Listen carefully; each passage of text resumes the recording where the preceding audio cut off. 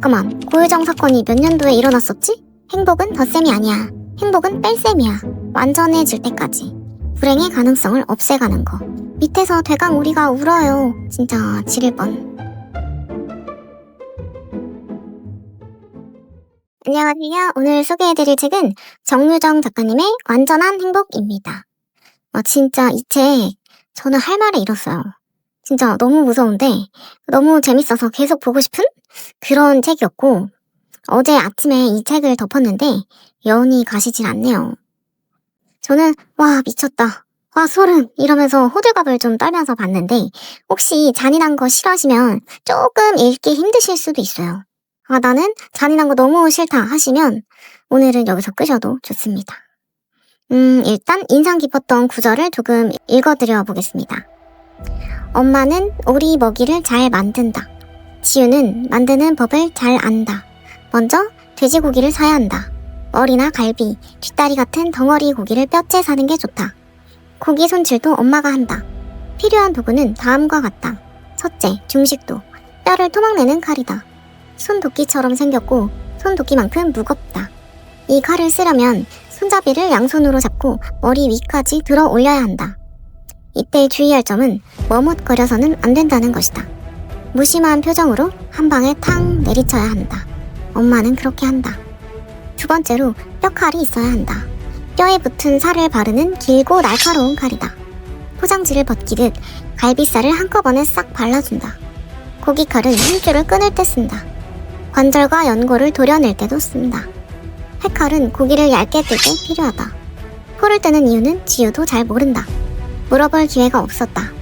회칼을 쓸 땐 엄마에게 말을 걸 수 없다. 집중력이 흐트러지면 엄마의 손을 뜨게 되니까. 손질이 끝난 고기는 찜기 2개에 나누어서 삶는다. 뼈에 남은 살이 말끔하게 떨어질 때까지 오래오래. 푹 삶은 살코기는 믹서기에 간다. 소시지를 만들 때 쓰는 기계인데 손이 들어가지 않게 조심해야 한다. 자기가 갈고 있는 게 돼지고기인지 사람 고기인지 민서기는 알지 못하므로 뼈는 믹서기로 간다. 가루가 되면 갈아둔 고기와 섞어 비닐봉지에 담는다. 저는 아무런 사전 정보 없이 책을 펼쳤는데 저 내용이 바로 첫 장부터 나와요. 내용 보자마자 저는 등골에 소름이 읽어내려가면서 머릿속에 상상의 나래를 그려보며 설마 에이, 오리고기 제조법을 보면서 이런 상상을 하는 나 자신 설마 사이코패스? 했는데 제가 생각한 그게 맞더라고요. 저는 보자마자 잠깐만, 고유정 사건이 몇 년도에 일어났었지? 하고 찾아봤어요. 등장인물이 꽤 많고 관계가 얽혀 있어서 모두 소개는 못하지만 주인공 위주로 간략하게 줄거리를 소개해드릴게요. 주인공 신유나. 30대 중반의 미인은 아니지만 긴 생머리에 하얗고 여리여리한 스타일로 남심을 홀리는 매력이 있어요. 업소용 윤활유를 공급하는 작은 사업체의 사장님인데 이 사업은 친아빠에게 물려받았어요.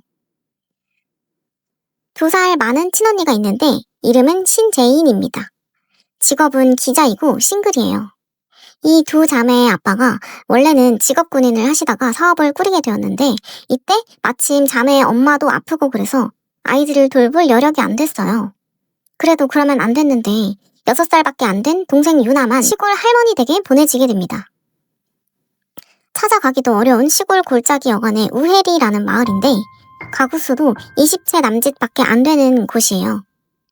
그 중에서도 가장 안쪽에 2층 할머니 댁이 있고 여기서 조금만 걸어나가면 반달 모양의 습지가 있어요. 이곳에서 어린 유나는 할머니, 할아버지 손에 키워지게 되는데 처음 보내질 때도 가기 싫다고 온 난리를 피우고 울고불고 해요. 그리고 아픈 엄마 빼고 아빠랑 언니가 종종 주말에 보러 갔었는데 그때마다 이제 같이 떠날 준비를 다 마치고 나와 있다가 안 데려가면 또 난리가 나요. 저 같으면 애초에 어린아이를 따로 키우는 건 상상도 할 수 없는 일이지만 갈 때마다 애가 저렇게 싫다고 하면 어떻게든 데리고 올 텐데 이 가족은 무려 2년 동안이나 이렇게 살아요. 이 기간 동안 유나는 가족들이 자신을 버렸다고 생각을 하고 마음속에 칼을 갈아요. 특히 언니인 제인이 자신의 인생을 훔쳤다고 생각해서 언니에 대한 증오가 어마어마합니다. 엄마는 그렇게 보내진 유나가 아픈 손가락이 되어서 매일 밤 유나를 그리워하고 사는 내내 유나에게 미안해하고 감싸고 돌기에만 급급합니다. 제인이는 자기까지 엄마 아빠를 힘들게 할 수는 없다고 생각하기도 하고 동생이 워낙 미친년이다 보니 동생에게 당해주거나 무시하거나 하며 성장합니다. 그렇게 세월이 흐르고 유나는 얼핏 보면 평범한 사람으로 보이지만 마음속에 늘 칼을 품고 있어요. 상대방을 자기가 원하는 대로 다루는데 능숙하면서도 아주 자기중심적이라서 자신과 다른 생각도 그리고 누가 자기 물건을 만지는 것도 모두 공격으로 받아들이더라고요. 특히 유나가 참기 어려워하는 포인트는 상대방이 자신을 버렸다고 생각하는 것이에요. 갈등을 겪다가 상대방이 이혼하자거나 떠나달라고 하면 오리고기로 만들어 버리기도 하고. 어찌저찌 유나는 첫 번째 결혼에서 지효라는 딸을 낳아요.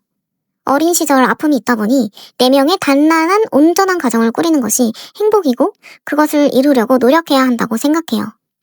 그런데 첫 번째 결혼에서는 이혼을 하게 되고 지유를 데리고 은호라는 남자와 재혼을 하게 되는데 재혼 후 전 남편 그리고 현 남편과의 갈등 상황이 생기면서 자신이 꿈꾸는 온전한 가정에 방해가 된다고 여기는 요소들 하나씩 제거하며 이야기가 펼쳐집니다. 유나는 행복에 대해서 이렇게 이야기해요.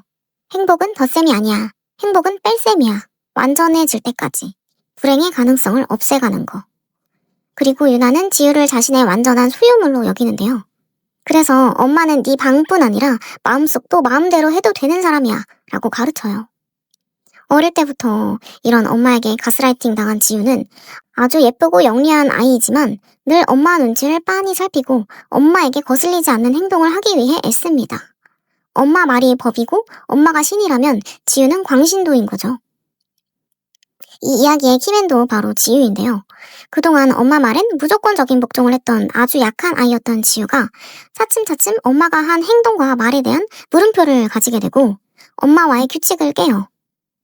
엄마와의 규칙이랄 것도 대부분 엄마의 범죄 행각을 은폐하기 위한 것인데요. 규칙을 깰수록 지유 마음속의 물음표는 점점 커지게 되고 이 물음표는 그동안 엄마가 꿈이라고 말했던 일이 진실이 아닐까 하고 구체적인 형태를 가지게 되죠. 유나라는 사이코패스에게 성인 장정도 여럿 얻어맞고 죽어나가는데 이 약하고 어린 7살짜리 지유가 어떻게 사건 해결의 실마리를 풀게 될지 유나는 결국 어떻게 될지 책을 통해 확인하시기 바랍니다. 유나가 아주 잔인한 범죄를 저지르는 장소는 어릴 때 머물렀던 할머니 댁이에요. 할아버지 할머니가 돌아가시면서 집과 그 일대의 반달늪까지 유나에게 물려주셨고 워낙 시골에 한적한 곳이고 다른 투자나 개발 가능성도 없는 땅이라 가족들 아무도 그 땅엔 관심을 두지 않았었지만 유나에겐 최적의 범행 장소였겠죠. 음산한 분위기에 한몫을 한 것이 이 반달늪에 사는 되강오리라는 오리예요. 되강오리는 울음소리가 마치 사람의 비명소리 같다고 합니다. 책에서 유나가 시골집에서 지유에게 2층에서 내려오지 마 하고 1층에서 살인을 저지르는데 지유가 잠결에 1층에서 들려오는 비명소리를 듣고 밑에서 되강오리가 울어요 이렇게 말을 해요. 진짜 너무 공포스럽지 않나요? 제가 궁금한 건 또 참을 수가 없어서 되강오리 울음소리를 찾아봤거든요. 책 내용을 몰랐으면 별 생각이 없었을 텐데 책을 읽고 들어보니까 진짜 지릴 뻔. 그럼 다들 환절기 건강 조심하시고요. 좋은 하루 보내세요. 안녕.